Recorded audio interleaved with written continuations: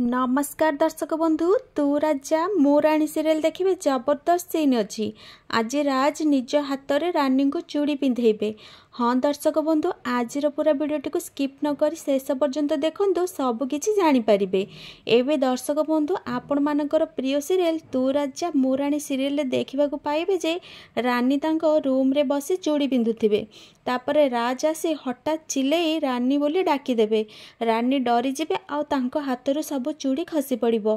तापरे रानी कहिबे एते जोर रे किए कोन डाके।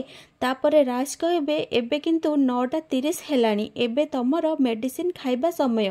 तापरे रानी कहिबे मु आगो चूड़ी पिंधिबी तापरे मेडिसिन खाइबी कही टिके आगो को जाउथिबे। तापरे राज तांका हाथ को भिड़ी कहिबे रुह रानी मेडिसिन खाइ दियो तापरे चूड़ी पिंधिबो।